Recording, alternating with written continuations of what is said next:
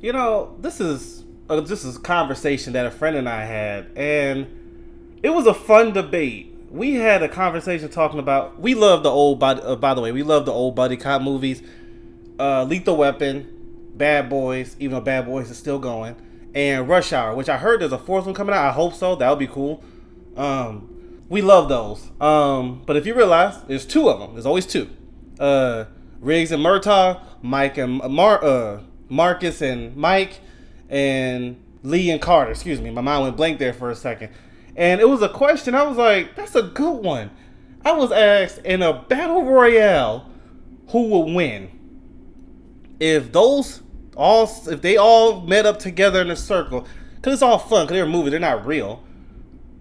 Knowing the movies, who would win?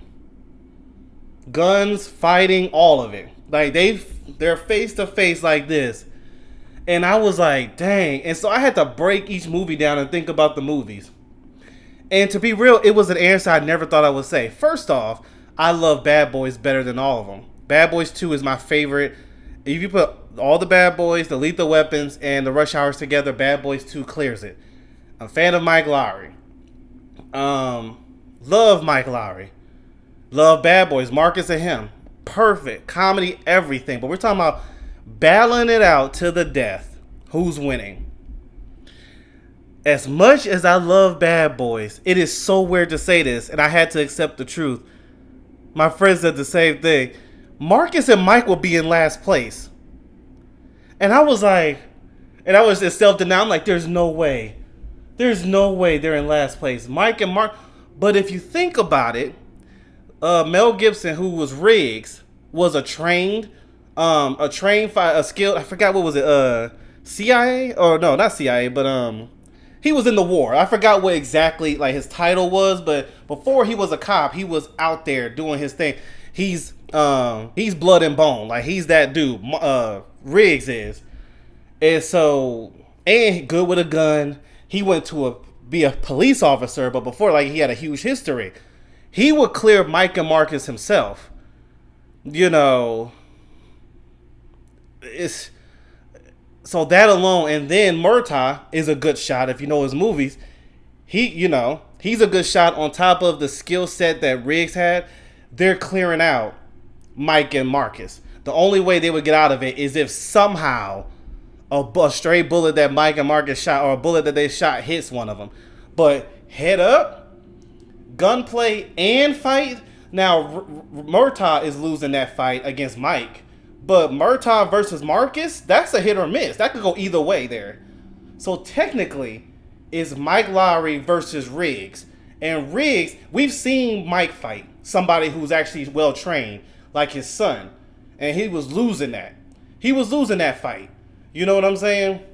Like when he was on that rooftop before Mike knew that was his son.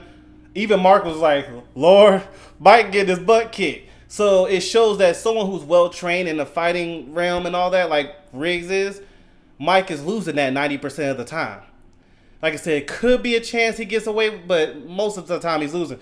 So on that note, Riggs and Murtaugh wins that. So Lethal Weapon beats Bad Boys there. And if you think of Mike and Marcus against Lee and Carter, Lee is clearing out Mike and Marcus by himself. We've seen Lee take out gangsters 2-3 at a time. How is Mike and Marcus going to be any different? You know what I'm saying? Look at the Rush Hour movie. And you know what's weird?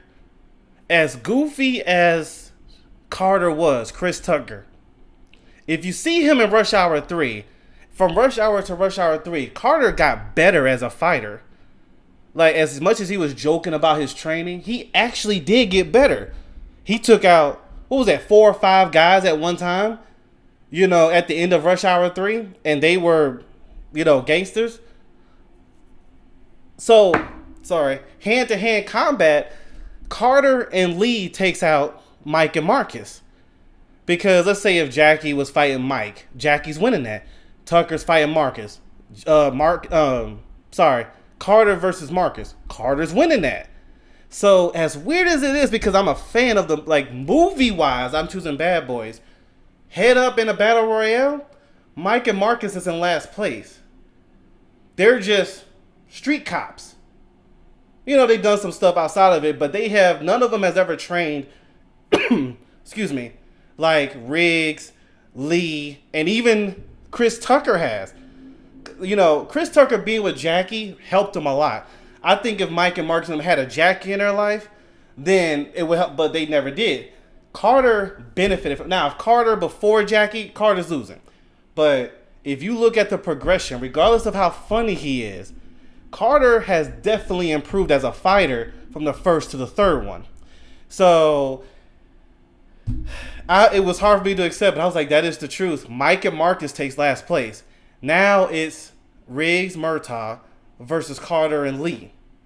And after what I just said about Riggs and Murtaugh, Riggs is the only threat. Murtaugh's not. Murtaugh versus Carter, Murtaugh loses. His age doesn't help either. He was older. But even fighting wise, he's not winning. Murtaugh was struggling against one guy. Like I just said, Carter took out 4 or 5 at a time. You know, no guns. I'm talking about just head that, like look at Rush Hour 3. And I know people can mention plot and all that. We just talking about straight up what you see in the movies. And then when you have Riggs versus Lee, come on, nobody in this list, Chris Tucker, Will, Martin, Mel Gibson, none of them touches Jackie Chan. That's a whole different level. And we saw with Murtaugh how he faced up against Jet Li and got Jet Li whooped his behind, knocked him and Murtaugh off. What's any different with Jackie Chan? He's gonna do the same thing. So, like I said, I believe he can clear both of them together. Then you have the experienced Chris Tucker. I said Rush Hour is number 1. And I would have never thought that when the question was asked, immediately I said Rush Hour is last. Lethal. I said my first thought was Lethal Weapon, Bad Boys, Rush Hour. And then my friend was like, think about it. Think carefully of each movie. Think of the progression of each. And I had to think of it because I know those movies front to back. I watched them so many times, still watch to this day. Sometimes I turn it on just to something to go to sleep to. And I'm like,